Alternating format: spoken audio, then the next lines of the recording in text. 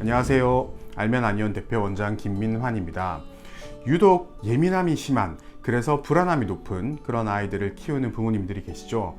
그런데 그런 아이들 중에 몸이 예민하고 감각이 예민한 게 너무 지나쳐서 발달의 문제까지 유발하게 되는 그런 아이들이 있습니다. 이런 아이들은 단지 발달 지연으로 진단을 받기도 하고 경계성 자폐 혹은 자폐 스펙트럼 이라고 진단을 받는 아이들도 있죠. 이번 영상에서는 이에 대해서 알아보고 저희 한의원에서 치료했던 두 아이에 대해서 간략하게 살펴보겠습니다. 이렇게 감각이 예민한 것 때문에 발달에 영향을 줄 정도의 아이들은 단지 타고난 성향이 조금 예민하다, 민감하다 이런 정도에서 더 나아가는 아이들입니다. 극도로 감각이 예민하다 보니까 그것 때문에 상호작용의 발달도 늦어지고 언어 발달도 늦어지고 여러 가지 발달이 지연이 되는 그런 아이들이죠. 이런 아이들은 당연히 감각에 대해서 예민한 증상, 불편한 증상을 많이 호소하게 됩니다. 감각 처리 장애가 심한 아이들이라고 할 수 있죠. 이 아이들은 여러 증상을 보이는데요. 감각적인 면에서는 감각이 상당히 예민한 증상들을 보이게 됩니다.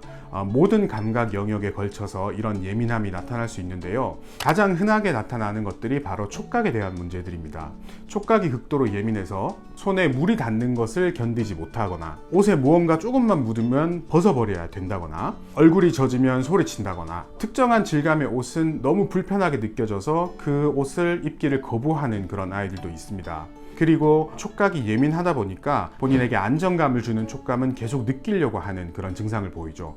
그래서 특정한 옷만 계속 입으려고 하는 아이들도 있고 양손에 무언가 계속 쥐고 있으려고 하는 아이들도 있습니다. 그리고 구강추구라고 해서 특정한 물건들을 계속 입에 가져가면서 안정감을 얻으려는 그런 증상을 보이기도 하죠. 촉각뿐만이 아니라 청각도 많이 예민한 증상을 보입니다.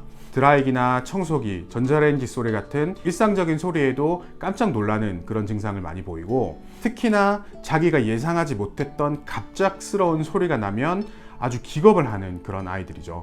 또한 특정 사람의 말소리, 즉 하이톤이냐 로우톤이냐 이런 목소리 톤에 대해서 민감하게 반응하는 아이들도 있습니다.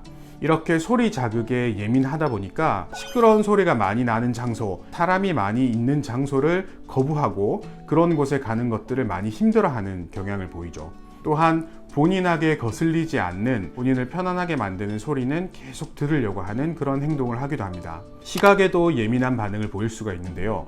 특정 빛 자극에 상당히 민감한 그런 반응을 보이기도 하고 특정 색의 음식을 회피하는 그런 반응을 보이기도 했었습니다. 그리고 자기를 편안하게 만들 수 있는 시각 자극을 추구하는 그런 모습들도 보이죠.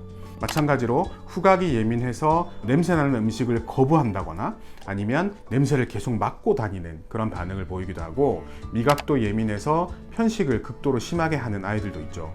이런 감각뿐만이 아니라 내 몸을 조절하는 감각, 중력을 느끼는 감각도 극도로 예민해지기도 합니다. 그래서 놀이기구나 그네, 미끄럼틀 같은 것들을 극도로 무서워하는 아이들이 있고 이런 감각 조절이 잘 안 되다 보니까 대소근육 발달에 문제를 보이는 아이들도 있습니다. 그리고 협응에 문제를 보이기도 해서 자전거를 타거나 킥보드를 타는 것들, 한발뛰기 이런 동작들이 늦게 발달하는 아이들도 있죠. 이런 아이들은 자세가 불편하고 쉽게 넘어지는 그런 아이들도 있고 길을 가다가 물건에 계속 부딪히는 그런 행동을 하는 아이들도 있습니다. 그리고 내 몸이 움직이는 감각을 계속 느끼고 싶어서 쉴 새 없이 뛰어다니거나 높은 곳을 오르락내리락 거리거나 뱅뱅 돌거나 이런 행동도 보일 수 있습니다. 이렇게 극도로 예민한 감각 때문에 여러 가지 증상들이 수반되는데요. 그 첫 번째가 바로 불안함이 상당히 높아집니다. 감각이 예민하다라는 것은 우리는 불편해하지 않을 감각 자극도 이 아이들은 불편하게 느낀다는 의미입니다. 그렇기 때문에 항상 긴장할 수밖에 없고 항상 불편하고 놀랄 수밖에 없죠. 그러다 보니 항상 불안도가 많이 높아져 있을 수밖에 없습니다. 그리고 이 아이들은 분노를 많이 표출하고 짜증을 많이 내는 그런 행동을 하기도 하죠. 우리가 볼 때는 왜 화를 내고 왜 짜증을 내는지 모르겠지만 아이 나름대로는 불편한 게 있어서 자기 뜻대로 안 되니까 짜증을 내고 화를 내는 그런 증상을 보이기도 합니다.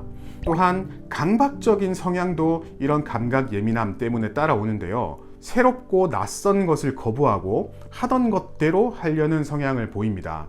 그리고 낯선 장소, 새로운 장소를 많이 힘들어하고 그런 장소에 갔을 때는 상당히 불안해하죠. 감각 자극이 예민하다 보니까 자기의 감각을 자극하지 않는 그런 행동들만 반복해서 하려고 하고 본인을 편안하게 만들어주는 행동을 수시로 반복하기 때문에 이런 행동이 나타나는 것입니다. 그리고 많은 수의 아이들이 수면의 문제를 보이게 됩니다. 잠드는 것이 힘든 아이들도 있고 쉽게 잠은 들지만 자다가 조금만 큰 소리가 나면 잠에서 깨어버리는 그런 반응을 보이기도 하죠. 이렇게 수면에 문제가 있으면 당연히 아이들이 점점 더 예민해지고 짜증을 더 낼 수밖에 없게 됩니다. 또한 촉각이나 미각이 많이 예민하다 보니까 극도로 심한 편식을 보이게 됩니다.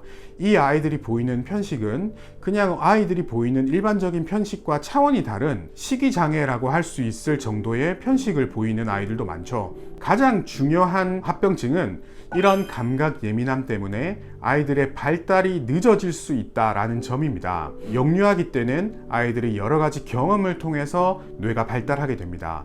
그런데 이렇게 예민한 아이들은 보고 듣고 느끼는 것이 한정될 수밖에 없습니다. 새로운 것을 회피하고 낯선 자극을 피하기 때문이죠. 그러다 보니까 발달이 늦어질 수밖에 없는 것이죠.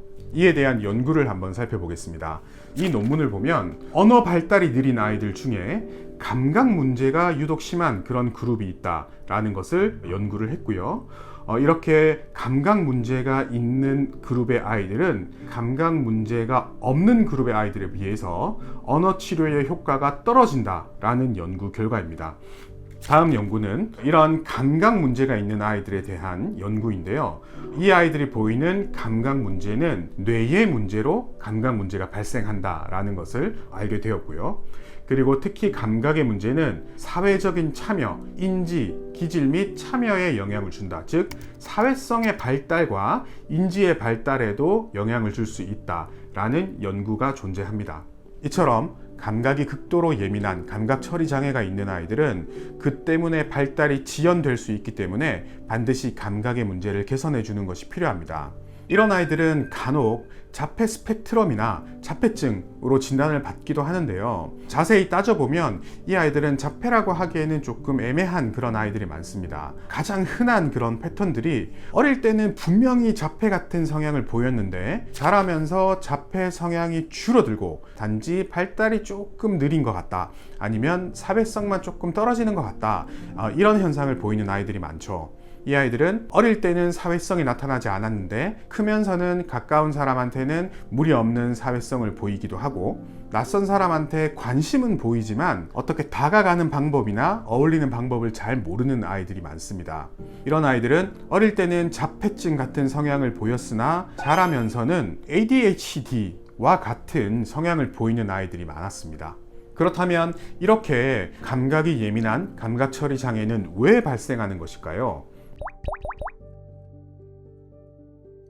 이렇게 감각 문제가 발생하는 원인으로는 첫 번째는 유전적인 영향이 있을 수 있습니다. 감각 예민한 것을 타고난 그런 아이들이죠. 또 한 가지 원인은 이 아이들의 뇌신경 성장 발달이 느리기 때문입니다. 앞서 이 아이들은 자폐와는 조금 다르다라고 말씀드렸는데요.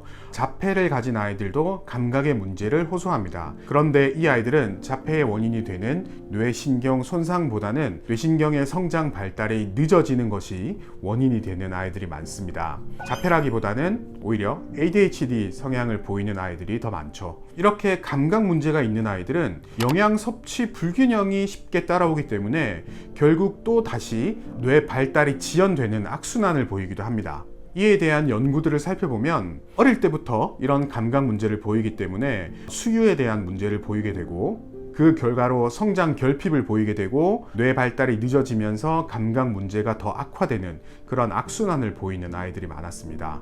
이런 감각이 극도로 예민한 아이들은 특별한 치료가 없는 경우가 많습니다. 감각 통합 치료를 받는 아이들이 많고 감각 예민함 때문에 불안함이나 다른 증상을 보이면 그것을 억제해주는 그런 양약을 복용하는 경우가 대부분이죠. 저희 한의원에서는 이런 아이들을 치료하기 위해서 첫 번째, 뇌신경의 성장 발달을 촉진하고 두 번째, 긴장을 개선해서 민감도를 떨어뜨려주는 그런 치료를 합니다. 이 아이들의 긴장을 개선하기 위해서는 장 기능에 문제가 있는 아이들은 장 기능을 조절해 주어야 합니다. 특히 변비가 심한 아이들의 경우는 신체적으로 감각적으로 상당히 예민해질 수 있기 때문에 변비를 개선해 주어야 합니다. 그리고 변비가 없는 아이들은 ADHD 성향을 가지는 경우가 많은데요. 이런 아이들은 ADHD 성향을 조절해서 감각 문제를 조절해 주어야 합니다. 즉 뇌의 전두엽을 발달시켜줘서 이런 감각이 예민한 것들을 진정시켜주고 충동성도 억제시켜주면서 인지 발달을 도와주는 이런 식으로 치료를 해야 하죠. 이렇게 감각의 문제 때문에 발달이 늦어진 아이들을 저희 한의원에서 치료한 두 케이스를 살펴보겠습니다. 첫 번째 아이는 앞서 말씀드린 장 기능에 문제가 있는 아이고 이것을 개선해 줘야 되는 아이였습니다. 이 아이는 자폐적인 성향을 보여서 한의원으로 내원했고요. 어려서 자폐라고 진단을 받진 않았습니다. 그런데 돌이 지나면서부터 발달상의 문제가 있다라고 인지를 하셨고 말도 느렸고 눈맞춤이나 호명, 상호작용이 다 안 됐던 아이입니다. 그런데 아이가 자라면서 사회성은 이전보다 많이 좋아진 상태였고 지금은 타인에게 관심은 보이지만 잘 어울리지 못하는 정도까지 그렇게 좋아진 그런 아이입니다. 특징적인 것은 어떤 강박적인 행동을 많이 보였는데요. 자기가 하던 대로 가던 길로만 이렇게 가야 되는 그런 아이였습니다. 정해진 순서대로 하지 않으면 폭발해서 달래지지 않은 그런 반응을 보였고요. 낯선 장소에 가는 것을 극도로 힘들어 했습니다. 그리고 새로운 거, 처음 보는 거 이런 것들을 무조건 거부하는 그런 아이였습니다. 이 아이는 당연히 감각에 대해서 극도로 예민한 성향을 많이 보였는데요. 특히 촉각이 많이 예민해서 씻겨주는 것이 많이 힘들었고 머리를 잘라주는 것이 많이 힘들었습니다. 이렇게 감각이 예민한 이런 아이들은 미용실 가는 것을 극도로 힘들어하는 아이들이 많습니다. 왜냐하면 어떤 촉각 자극도 심하고 소리도 많이 시끄러운 그런 장소이기 때문이죠. 이 아이도 마찬가지로 머리를 자르기 많이 힘들어했습니다. 또한 별거 아닌 청각 자극에도 많이 힘들어했고 편식이 극심해서 밥과 두부만 먹었던 아이입니다. 이렇게 민감하다 보니까 불안함이 당연히 높아질 수밖에 없었습니다. 그러다 보니까 항상 조심스러웠고 아이들이면 누구나 놀이터에 가면 기분 좋게 뛰어노는데 이 아이는 놀이터에 가도 어떻게 돌아가는지 살펴보고 위험한 것이 없는지 확인한 이후에야 가서 노는 그런 행동 패턴을 많이 보였습니다. 그리고 자라면서 대근육은 괜찮았지만 소근육 발달이 조금 느렸던 그런 아이죠. 신체 재반사항은 아까 말씀드린 편식 성향을 보이고 특징적인 게 변비가 상당히 심했습니다. 그래서 고생을 많이 했던 아이죠. 수면의 문제도 조금 보여서 잠드는 것이 오래 걸리고 조금만 소리가 나도 바로 깨버리는 그런 아이였습니다. 그래서 이 아이는 저희 한의원에 내원해서 뇌 기능의 발달을 촉진하면서 장 기능을 개선하고 그것을 통해서 긴장을 풀어주는 그런 한약을 꾸준히 복용했습니다. 약 10개월 정도 치료를 했는데 어머님께서 이제는 또래 친구들하고 별 차이가 없는 것 같다 라고 하셨고 많이 발달이 올라온 상태로 치료를 종료했던 그런 아이입니다. 사회성도 또래 친구들과 문제없이 잘 지내고 언어도 핑퐁 대화도 문제없이 잘 하게 되었고 감각에 대해서 예민한 것 그리고 그것 때문에 보이는 강박적인 행동은 치료 초기에 사라지게 되었습니다. 그러다 보니까 발달이 꾸준히 계속 올라올 수 있었겠죠.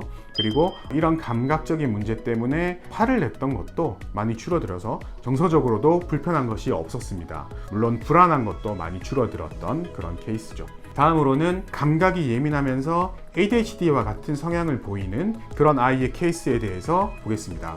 이 아이는 유치원을 다니고 있는 와중에 저희 한의원으로 내원했고요. 앞서 아이와 마찬가지로 사회성과 타인에 대한 관심, 언어 이런 것들이 어릴 때는 상당히 많이 없었는데 자라면서 조금씩 개선된 그런 아이였습니다. 근데 조금 다른 점은 언어는 일찍부터 조금 발달을 했고 그런데 표현을 할 수 있지만 원활한 언어적인 소통은 잘 안 되는 즉 핑퐁 대화는 조금 힘든 패턴을 보였습니다. 그리고 자기가 꽂힌 것에 대해서만 계속 이야기하는 그런 아이였죠. 마찬가지로 이 아이도 강박적인 성향을 보여서 하던 대로 해야 되고 낯선 곳이나 개방된 넓은 장소를 많이 힘들어했습니다. 그리고 문자나 글자에만 관심을 많이 보여서 누가 가르쳐주지 않았는데도 3살 때 스스로 읽고 문자를 터득했다라고 합니다. 그리고 마찬가지로 이 아이도 감각적으로 상당히 예민해서 소리에 많이 놀란 그런 반응을 보였습니다. 그리고 편식도 극심해서 낯선 음식을 안 먹는 그런 아이였죠. 감각 자극에 민감하다 보니까 이런 감각 자극이 많은 낯선 장소를 많이 무서워하는 그런 아이였고, 그러다 보니까 불안도가 많이 높아 있고 겁이 상당히 많았습니다. 동생을 공격하려고 하면서도 많이 무서워하고 그런 패턴을 보였죠. 그런데 어릴 때는 오히려 이런 낯가림이 없고 표정도 별로 없고 웃지 않는 그런 모습을 보였다라고 합니다. 이렇게 보면 어릴 때는 자폐적인 성향을 많이 보였다라고 할 수 있겠죠. 그런데 자라면서 이런 자폐적인 성향은 줄어들고 오히려 충동성이 많이 나타나게 되었는데요. 자라면서는 가만히 있지 못하고 막 뛰어다니고 수업에 참여를 하지 못하는 그런 반응을 보였고, 공원같이 넓은 곳에 가면 가만히 안 있고 무조건 직진으로 뛰어가서 엄마가 손을 놓을 수가 없는 그런 아이였죠. 그리고 계단을 오르락 내리락을 반복하는데 평소에도 이렇게 오르락 내리락을 반복하고 본인이 조금 불안하고 긴장될 때도 이런 행동을 계속 반복했습니다. 이 아이는 아주대 병원 검사를 했을 때 중도 수준의 자폐 범주에 들어간다라고 진단을 받았던 아이입니다. 다음으로 이 아이의 어머님께서 저희 한의원 홈페이지에 남겨주신 글인데요. 아스퍼거 증세가 있다고 했고, 보시면 자기가 정해놓은 패턴을 고집하고, 예를 들면 딱 정해진 주차장 자리에만 주차를 해야 되고 정해진 곳으로만 나가야 되고 입을 덮는 순서, 이런 루틴적인 증상들이 많았죠. 그리고 동생을 때리고 공격하고 떼쓰고 요구하고 이런 반응들이 ADHD와 비슷한 그런 행동을 많이 보이게 되죠. 이렇게 예민한 아이이다 보니까 불안도도 높고 무서워하는 것도 상당히 많았습니다. 이 아이는 편식을 상당히 많이 했던 아이인데요. 새로운 음식과 물컹한 식감의 음식을 거부하는 그런 반응을 보였습니다. 그리고 대변 상태는 지금은 변비를 좀 보이긴 하지만 어릴 때는 오히려 설사를 자주 했던 그런 아이입니다. 이런 아이들이 은근히 있습니다. 원래는 설사를 했는데 대변을 보는 감각, 변기에 앉는 감각이 너무 싫다 보니까 참게 되고 그 결과로 변비가 생기는 그런 아이들이죠. 그리고 성기를 자주 만짐, 특히 심심할 때 이렇게 성기를 자주 만지는 그런 반응을 보였는데요. ADHD 성향을 가진 아이들한테 이런 반응은 상당히 자주 나타납니다. 이런 성기를 만지는 행동들은 성적인 의미는 전혀 없고요. 아이가 심심하다 보니까 이런 행동을 많이 보이게 되죠. 그리고 비염과 아토피 성향을 보이게 되었고, 수면의 문제를 많이 보였어서 어릴 때는 자다가 깨서 웃거나 박수치고 아니면 잠이 못 드니까 울고 불고 난리를 부리기도 하고 이런 패턴을 보였습니다. 마찬가지로 이 아이도 감각이 극도로 예민한 것 때문에 발달의 문제를 보였던 그런 아이라고 할 수 있습니다. 그래서 어릴 때는 중증의 자폐라고 진단을 받았지만 자라면서는 자폐적인 성향은 줄어들고 발달만 조금 느린 상태, 그리고 ADHD와 같은 성향을 보이는 그런 아이라고 할 수 있겠죠. 그래서 저희 한의원에서 치료를 하면서 뇌 기능 발달을 도와주면서 동시에 ADHD 성향을 개선하고 장 기능을 개선하는 약을 투여를 했습니다. 그래서 1년 정도 치료를 하고 엄마가 저희 한의원에 올 때만 해도 학교 입학을 유예해야 되지 않을까라고 걱정을 하셨는데, 치료 이후에 상당히 좋아져서 일반 초등학교에 아무 문제 없이 입학을 하게 되었습니다.